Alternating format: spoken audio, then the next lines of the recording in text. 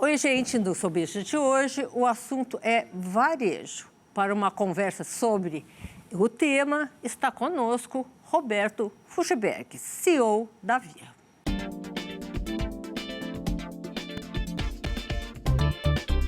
Ele tem mais de 2 décadas de experiência no varejo, como executivo e conselheiro, passando por diversas companhias. Foi vice-presidente das Casas Bahia, diretor na Lojas Arapuã, gestor do Grupo Pão de Açúcar. Vamos falar agora com Roberto Fuchsberg, CEO da Via. Boa noite, Roberto. Boa noite, prazer Bem-vindo. estar aqui. Obrigado pelo convite. Hoje é o business, ainda estou assim com esse problema da máscara, máscara. Todos nós estamos, né? Estamos confusos. Bom, primeira pergunta, Roberto. Por que vocês mudaram o nome da Via Varejo para Via? Ótima pergunta. Quando eu assumi a companhia em junho de 2019, a gente começou uma grande transformação no que era a Via Varejo até então. Então, tradicionalmente, era uma loja de varejo, era um conjunto de lojas como varejo tradicional. E a gente veio transformando, chegou ali mais ou menos em meio de 2019, final de 2019, durante 2020, depois aí que a gente começou a pandemia, a gente viu o seguinte, não fazia mais sentido ter só o varejo.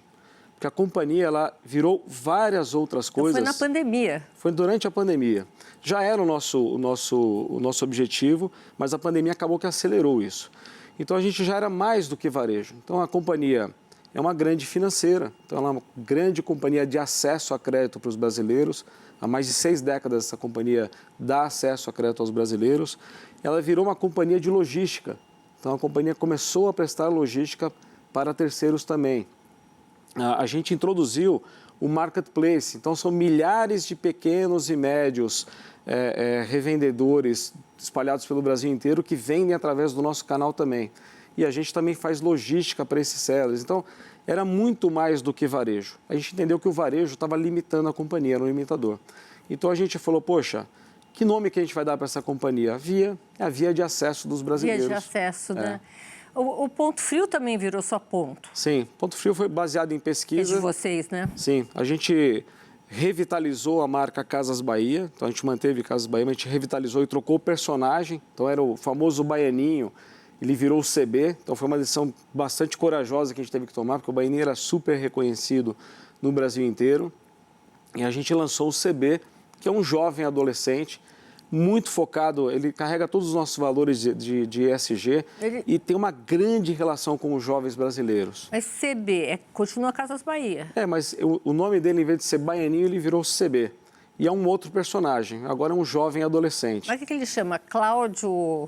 CB, é só CB. É só CB? Só CB. Quantos anos tem o CB? O CB deve ter 16 anos, 18 anos, por aí. É um adolescente. Revitalização. É isso. E no Ponto Frio, nós fizemos muitas pesquisas e o consumidor não gostava do frio.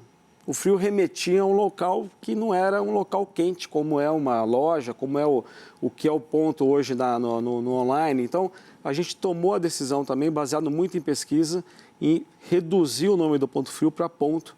E aí ele virou um grande ponto de acesso para os consumidores para acessar a tecnologia. O foco do ponto é muito voltado para a tecnologia. Vocês têm quantas empresas sobre o... A gente tem a marca Casas Bahia, tá.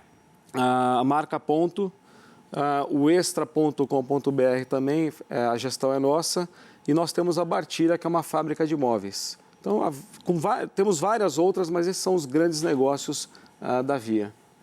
Você falou aqui no começo da nossa entrevista sobre vocês serem um grande centro de financiamento, né? Uhum. Quando a gente assumiu a companhia, o que a gente fez? A gente atomizou isso tudo com uma grande modelagem de dados.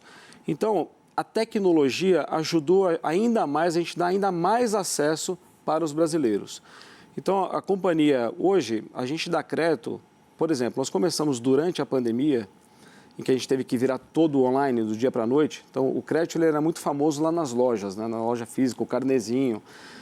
Na hora que a gente virou para online, a gente falou, poxa, como é que o consumidor da Casas Bahia vai fazer para comprar?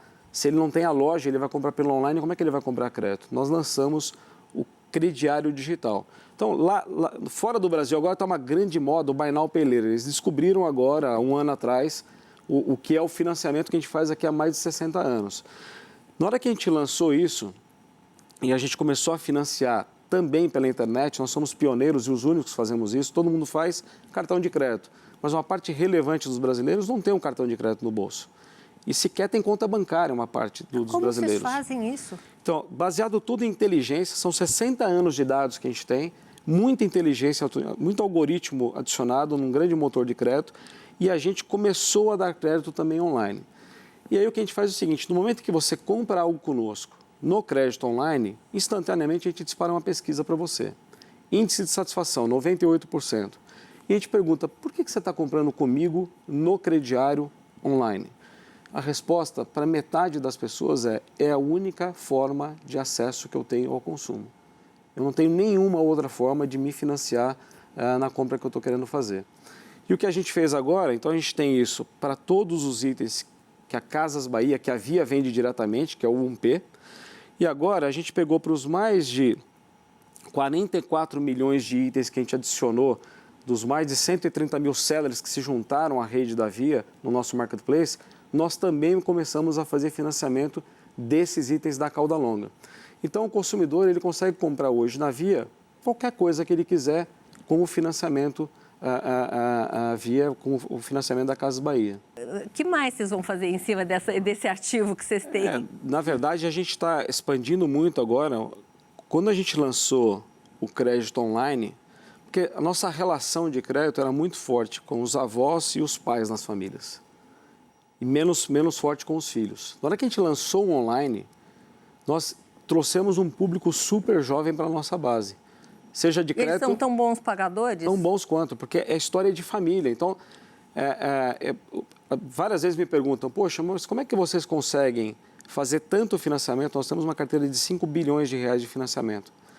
Com uma inadimplência... Bilhões? Isso soma tudo? Ou soma de tudo que a gente tem financiado para consumidor.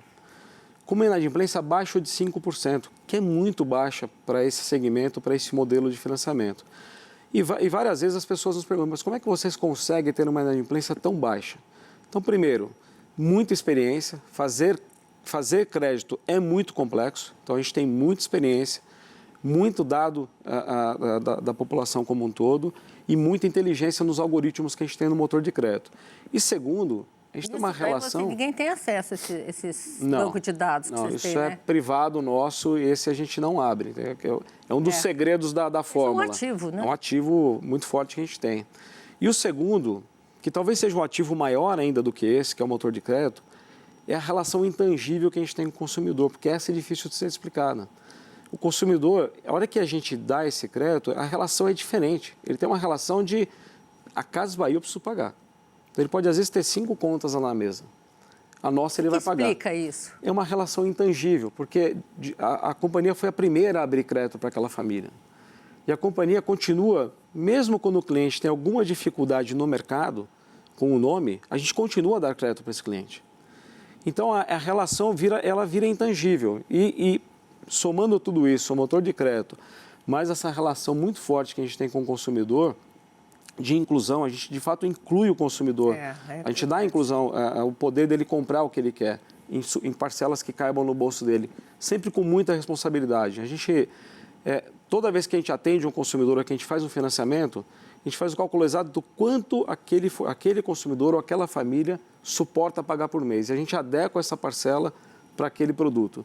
E ponto frio é igual? Como é que é a relação com ponto? Não é mais ponto frio, tá, gente? É ponto. O ponto, a gente tem uma parceria com o banco lá, então a primeira passagem é pelo cartão do ponto, e aí, eventualmente, se esse cliente não for aprovado no cartão do ponto, a gente também tem o crediário para oferecer lá, e a gente também faz muito acesso a crédito no ponto. Mas a cultura é parecida? Não, né? Ainda. São culturas diferentes. O ponto é uma bandeira ela agrega um pouco mais de tecnologia, então não que a Casas Bahia não seja, mas a Casas Bahia tem uma raiz mais popular e que foi ótimo agora também o que a gente viu, a evolução que aconteceu durante a pandemia, porque tinha muita gente que tinha resistência em ir numa loja. Eu, por exemplo, classe A, eu não vou numa loja da Casas Bahia. O online acabou com essa barreira. Então, hoje, é uma bandeira extremamente Quanto democrática. Vocês cresceram nesse tempo de pandemia? A gente começou ali em 2019, nós vendimos 33 bi de GMV. A gente fechou 2020. A venda, é o total de faturamento que a companhia fez, seja daquilo que eu vendo diretamente, seja daquilo que os sellers vendem através da minha plataforma. Então, a gente começou ali com 33, a gente finalizou o primeiro ano com 38 bi de GMV. E a gente finalizou ano passado com quase 45 bi de GMV. Então, a gente vem num crescimento muito importante. Gente, e essas pessoas não sentiram a crise? Vocês não sentiram a crise, então, causada pela pandemia? Na verdade, a gente tinha os ativos certos para facilitar o acesso do consumidor. Então, quando começou a crise, quando começou a pandemia lá no início de 20, nós tomamos uma decisão, e naquele momento foi isolada nossa. Primeiro, a gente tinha metade das lojas fechadas por uma decisão de algum órgão público. A gente amanheceu num sábado, que é o melhor dia de venda para uma loja. A gente, 11 horas da manhã, nós nos reunimos e falamos, poxa, está muito inseguro, as lojas estão ligando e estão sentindo uma grande insegurança de estarmos abertos. Nós tomamos a decisão de fechar 100% das lojas. Independente, num dia. Então, nós tínhamos 50% fechadas por alguma determinação pública, nós tomamos a decisão de fechar 100%, para garantir a segurança dos nossos colaboradores e também dos consumidores. Durante esse sábado, a gente passou o comando para todas as lojas, fecharam, e a gente começou a monitorar como é que está a concorrência. Passado 2, 3 horas, assim, a preocupação que estava dos nossos colaboradores também era a preocupação dos colaboradores dos concorrentes. Todo mundo decidiu fechar. Então, a maior parte mas compra onde, então? Pois é, nesse momento, a gente se deu conta do seguinte, e para isso não tinha um plano.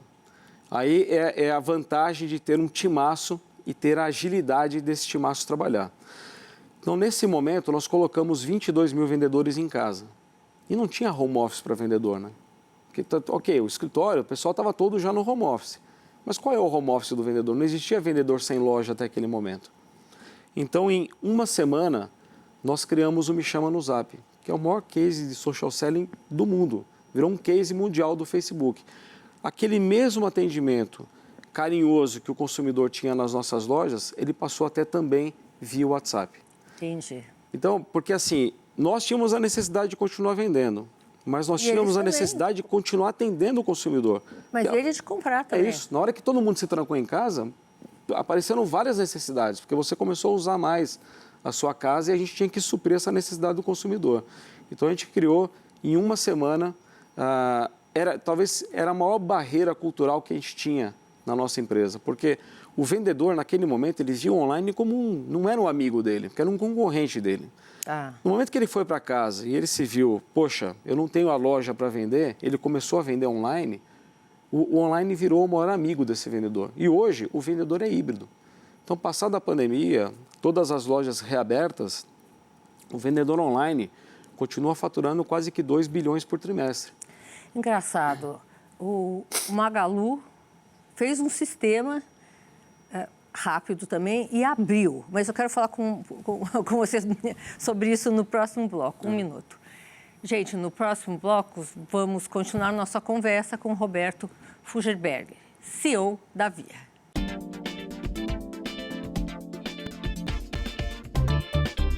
Voltamos com o nosso entrevistado, Roberto Fuggerberger, CEO da Via. Roberto, estava fazendo uma pergunta a você aqui no último bloco sobre a rapidez com que vocês se viraram para atender o consumidor online. Mas a companhia decidiu não carregar terceiros, acredito eu, nessa abertura, como fez um concorrente de vocês. Né? Não abriu, olha, todo mundo pode vender que tem de tudo. Né? Por quê? Então, na verdade, nós não estávamos prontos para isso ainda. Então, a companhia, lá em junho de 19, quando eu assumi, a companhia tinha uma defasagem tecnológica. Essa companhia ficou... Durante os últimos 7 anos anterior a esse período, ela teve 7 ou 8 CEOs. Ela ficou 3 anos à venda. Então, assim, a companhia perdeu o time de investimento. Entendi. E aí, qual que era a minha grande missão? Fazer a grande transformação dessa companhia. Então, nós escolhemos fazer isso por etapas, não dá para a gente fazer tudo ao mesmo tempo. Então, primeira coisa, nós saneamos todas as lojas. Então, as lojas, quando a gente chegou, as lojas estavam muito deterioradas. Então, nós rapidamente reformamos quase a totalidade das lojas, trocamos toda a infraestrutura da loja de tecnologia das lojas e deixamos a loja em 3 meses, a loja estava muito boa. Então, o consumidor já começou a olhar de novo para nós. Nossa, uau, o que aconteceu? Voltamos, né? E o nosso time de vendas com brilho no olho de novo. Aí a gente, paralelo, estava recuperando online, porque a companhia não tinha uma boa estrutura de online naquele momento. Nós vendíamos 15% online, 12% online só. Então, nós fizemos uma rápida recuperação e nós chegamos na Black Friday de 2019, nós faturamos R$1 bilhão em 24 horas. Foi o recorde absoluto do varejo brasileiro. E aí, nesse momento, nós entendemos, ok, estamos com um online bacana, estamos com as lojas bacana, agora vamos seguir fazendo evolução. Então, a gente queria fazer o crédito online e várias outras evoluções na plataforma. Quando chegou a pandemia, a gente entendeu que era muito melhor a gente acelerar toda a venda do nosso 1P, tudo aquilo que a gente vende diretamente, que ainda tinha muitas melhorias para serem feitas na plataforma, e acelerar crédito no online, porque é o que daria a grande inserção para o consumidor. Então, nós adotamos ali que o ano de 2020 seria o ano de a gente fortalecer tudo aquilo que a gente vende direto. Tá. E o ano de 2021 foi o ano do Marketplace. Então, como é que a concorrência fez? Ela já tinha um Marketplace formado e chamou vários empreendedores, pequenos, médios e grandes empreendedores brasileiros para vender na plataforma. Nós finalizamos a construção da nossa plataforma. Então, para você ter uma ideia, nós iniciamos o ano de 2021 com 15 mil sellers, mais ou menos, na nossa base, que são esses pequenos e médios empreendedores. Nós finalizamos o ano passado com 130 mil sellers. Foi o maior crescimento, foi um recorde de crescimento. Nenhuma plataforma conseguiu colocar mais de 120 mil sellers durante um ano. Nós começamos o ano com 4 milhões de itens desses sellers, finalizamos o ano com 44 milhões de itens. Então, a gente não tomou aquela decisão naquele momento que nós não estávamos prontos, e agora nós sim estamos prontos, mas só que a gente está indo muito além. Então, a gente está convidando esses sellers para ter uma relação diferenciada conosco. No final do dia, o seller é um pequeno ou médio varejista. Nós somos varejistas por essência. A gente sabe exatamente quais são as dores e as dificuldades desse seller. Então, a relação que a gente está chamando desses sellers é, primeiro, item que você tem em várias plataformas, que o seller não tem fidelidade, ele está em todas as plataformas. É como se fosse um shopping. Ele está em todos os shoppings onde tem muito fluxo e venda. Nós estamos falando para ele o seguinte, aqui você vai vender mais, porque aqui eu vou financiar o item para o consumidor. Então, se esse consumidor, 40% dos brasileiros, ou não tem cartão ou não tem limite no cartão, como é que ele vai comprar online? Então, na Via, a gente financia os itens desse seller. Mais do que isso, nós fizemos... Você fidelizou dos dois lados, né? É isso. Nós temos uma grande evolução na nossa logística. Nós temos 1.100.000 metros quadrados de centros de distribuição logísticos espalhados pelo Brasil inteiro. E, na nossa evolução, nós pegamos 100% das 1.100 lojas que nós temos e transformamos também em hub logístico. Então, a gente tem 1,5 milhão de metros quadrados em loja e mais 1.100.000 metros quadrados de centros logísticos. Metade de tudo que eu vendo no online, eu entrego a partir da loja. Então, é uma entrega muito mais barata. A gente põe muita inteligência para adiantar esse estoque na loja. Na hora que você dá o último clique para comprar, eu pego o bairro onde você está, eu pego a loja mais próxima, já passa uma entrega uberizada, que é uma companhia que a gente comprou, chama Zaplog, passa na loja, a Zaplog, passa na loja, pega esse item e te entrega em horas. Então, isso é muito mais barato, custa 30% de uma entrega convencional onde eu saio do depósito e é muito mais eficiente e rápido para o consumidor.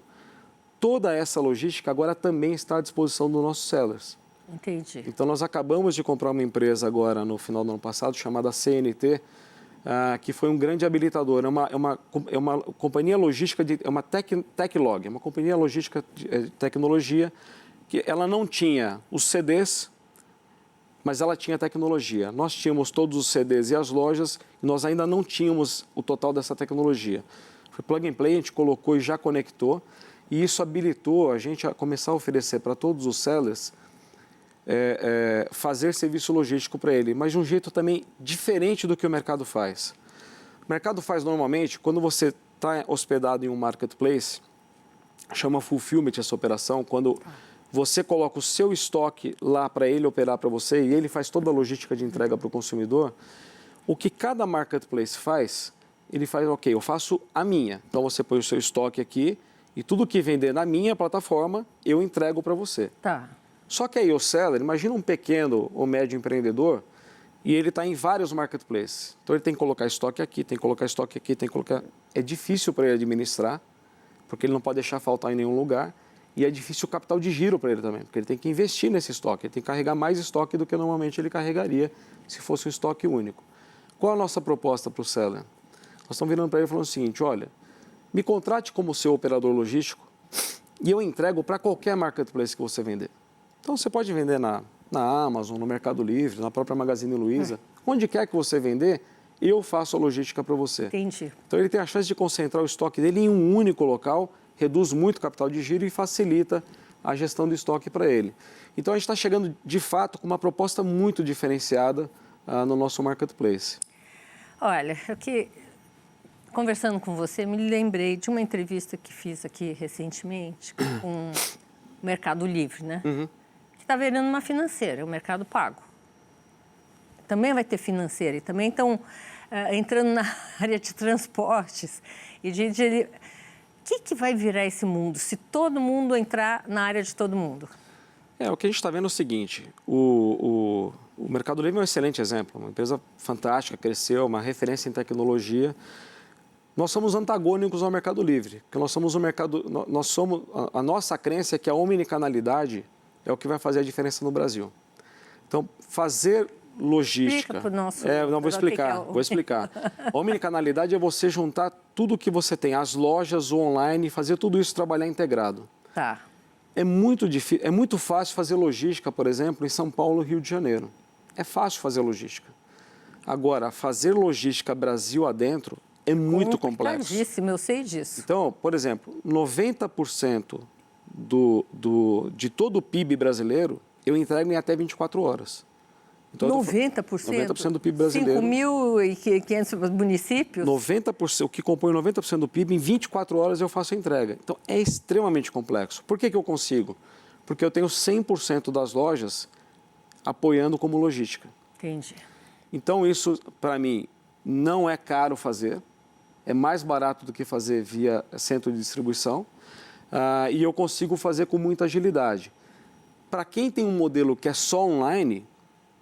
Então, a hora que hoje a penetração do online no Brasil, ela está entre 15% e 18%. Ainda é pequena. É pequena. Então, assim, está muito forte nos grandes centros, principalmente São Paulo, Rio e Minas. O online vai se expandir, a penetração do online vai aumentar. Então, olha que chegar em 30%, que tiver uma grande penetração no Brasil, como é que você vai fazer para fazer entrega no Brasil inteiro de maneira muito rápida, eficiente e barata? Porque o frete não pode ser caro, senão o consumidor não compra. Nós já temos a solução. Então, nós já temos a solução para fazer a entrega e nós já temos a solução para fazer o crédito no online. Então, são dois grandes diferenciais e mais do que isso. Nós temos 22 mil vendedores que se relacionam com os consumidores também de maneira online. Então, não é uma relação fria somente de uma compra online. A gente está preparado para a jornada que o consumidor quiser. Se o consumidor... Agora, o interessante, Roberto, é notar o seguinte, que a concorrência com o online, ela se acirrou, né? Eu sinto isso, você me corrige se eu estiver errado, é uma corrida contra o tempo. Quem vai fazer mais rápido, quem vai entregar mais rápido, pelo preço melhor, do jeito melhor. Numa corrida desse tamanho, tem vencedor? Eu acho que no final do dia eu só discordo de um ponto aqui. Acho que a corrida é para ver quem vai se relacionar melhor com o consumidor. Tá. Mas quem vai estar preparado para atender ele como, onde e quando ele quiser. Então, porque o consumidor também está se transformando. Mas eu concordo com você, é uma corrida, mas o consumidor, ele não vai ser só online. Dificilmente a gente vai ter... Agora, a gente teve um momento de pandemia em que 90% da minha venda virou online. Tá. A gente era 15%, em 3 meses virou 90% online. Agora passou a pandemia, a gente está com todas as lojas reabertas, e o online continua operando. O online é mais ou menos 55% da minha venda. Então, tem 45% de consumidores que estão comprando conosco que não quer comprar no online. Ele quer comprar se relacionando com alguém lá na loja. E dentro do online... Tem pesquisas? Isso é o pessoal mais velho, o pessoal mais moço tem só é online? Tudo. Tem de tudo? Porque é o seguinte... Tem moço que gosta de ir na loja, pessoas mais velhas que compram tudo online. Depende do momento de compra. Então, tem o jovem que compra online e compra na loja física ou compra com o nosso vendedor online. E, da mesma forma, tem pessoas de idade mais avançada que também compram nas 3 modalidades. Então, não tem um público aqui mais específico. O que tem a jornada de compra. As pesquisas mostram isso. Sim, o que tem a jornada de compra. Depende do que ele vai comprar. Se é um item que ele já tem a certeza absoluta do que ele precisa, ele vai lá no online e resolve. A reposição, por exemplo, né? Ele vai lá no online e resolve. Agora, não, é o item que eu quero ver. Então, talvez ele vá na loja, veja na loja e finalize a compra com o vendedor online. Ou ele finaliza 100% no online. Então, eu acho que quem tiver essa maior assertividade, porque no final do dia quem manda é o consumidor. E nós somos uma sociedade, mais, sempre mandou, né? É que agora ele está a um clique de distância do concorrente. Então, eu acho que pode ser que, assim, muitos anos atrás, o fabricante impunha o seu gosto, induzia o consumidor ao que ele deveria consumir, né? Era mais fácil. E isso foi diminuindo com o tempo, com a tecnologia, com os avanços das redes sociais, e hoje, realmente, é o consumidor que manda. É o consumidor que manda, é ele que escolhe. Seja de televisão, seja de... Seja do alfinete ao foguete. Nós lá vendemos do alfinete ao foguete. E o que a gente acredita?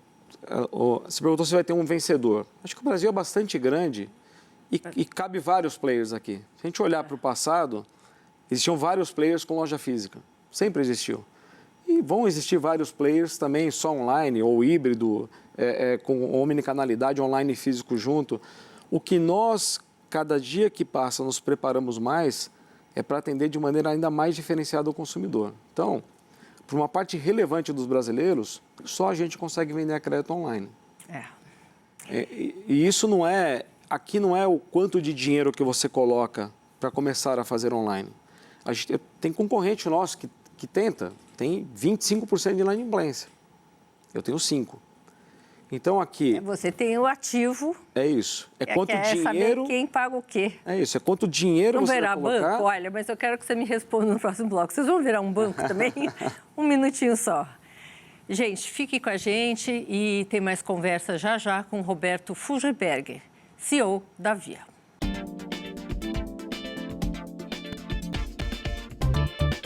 Voltamos com o Roberto Fuggerberger, CEO da Via, nosso entrevistado do Show Business de hoje.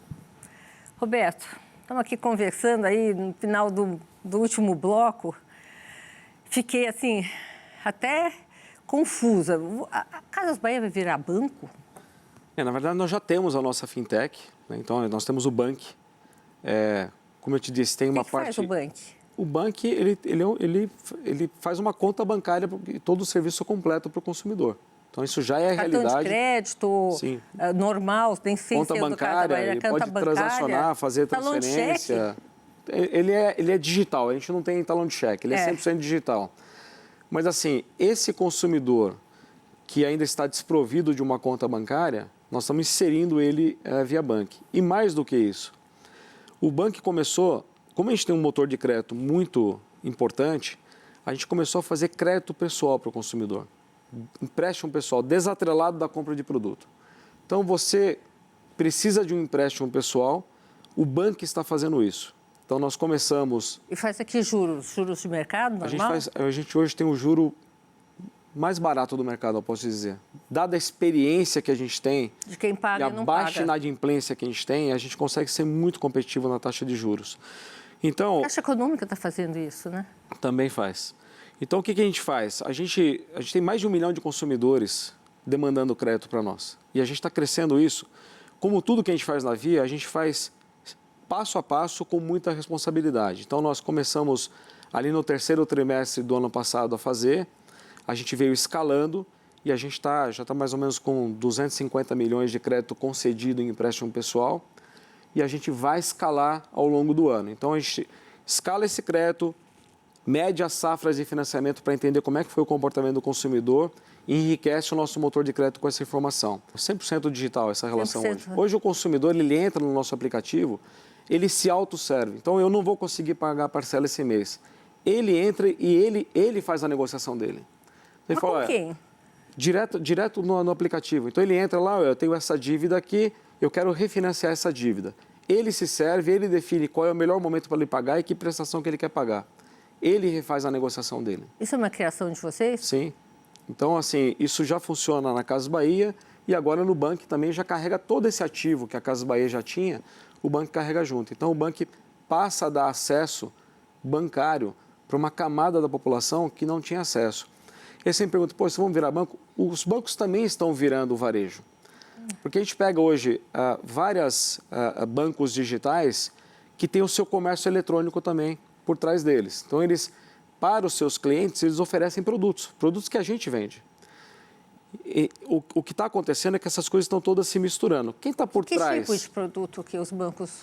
Televisor, celular, refrigerador. Então, os bancos têm o seu marketplace também. Vocês estão vendendo tratores. Exatamente. Então, nós estamos por trás desses bancos em parceria com eles. Então, uma parte relevante do volume do que esses bancos vendem nos seus marketplaces somos nós que estamos operando.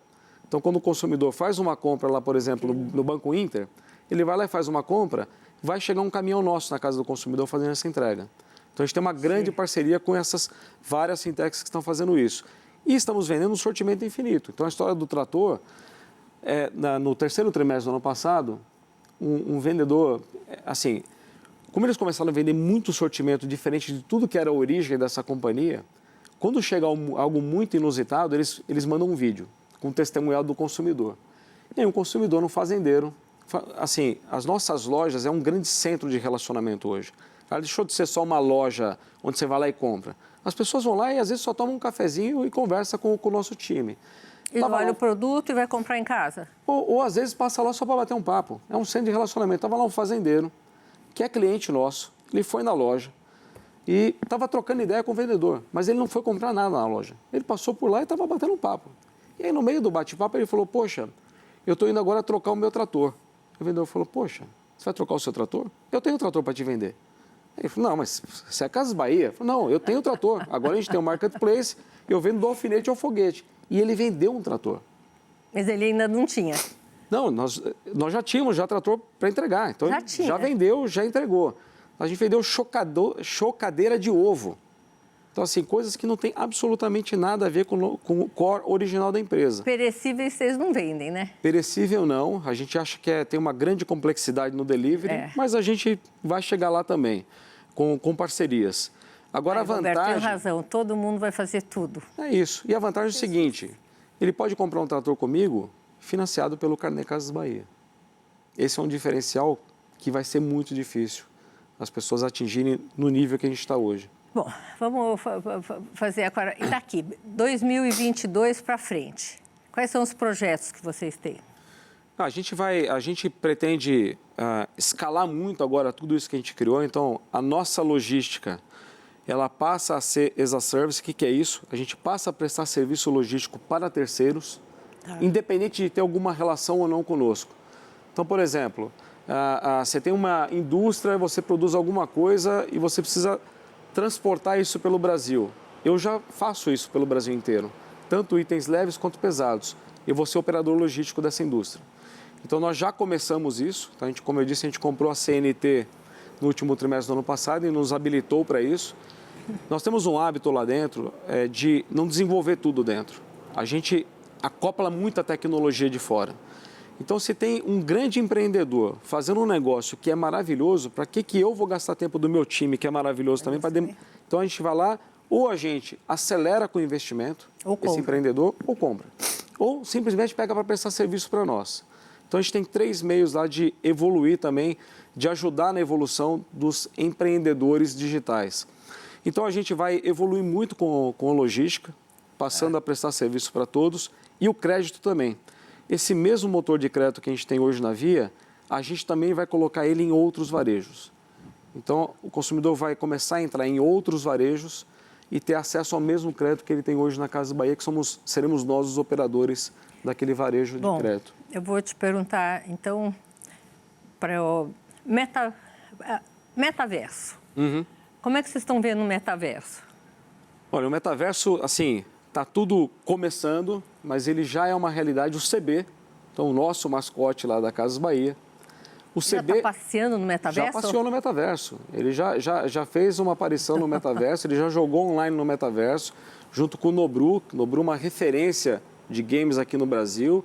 Ele está conosco aqui também, é o nosso head de games lá na Via. E ele já fez a aparição. O CB, Você já inclusive, tem Casas Bahia no metaverso? nós não temos a Casas Bahia ainda dentro do metaverso, mas a gente já tem várias iniciativas dentro do metaverso. E o CB é uma delas. E o CB, ele vai passeando, fazendo o quê, por exemplo? Nesse caso, ele fez um game junto com o Nobru, online lá dentro do metaverso. Então, ele streamou lá dentro, né, que é o termo que os jovens usam, ele streamou lá dentro do metaverso. E assim, foi, se não me engano, o primeiro ou o segundo personagem virtual a entrar no metaverso no mundo. No mundo? No mundo. Então, foi também, case está citado aí, o CB está famoso, ele está sendo citado em vários cases fora do Brasil. Roberto, realmente é uma revolução. Nosso tempo está aqui chegando ao final. Eu queria agradecer você muito por essa entrevista. Espero vê-lo outras vezes aqui, fisicamente, não no metaverso ainda, tá? Claro. E obrigada pelo seu tempo. Vai ser um prazer. Foi um prazer, muito obrigado. E vai ser um prazer retornar também. A gente tem muita coisa para contar. Obrigada. Obrigado. Namastê. Namastê. E o Show Business de hoje termina por aqui. Eu, Sônia Raci, tenho um encontro marcado com você na próxima semana, direto dos estúdios da Band, aqui em São Paulo. Até lá!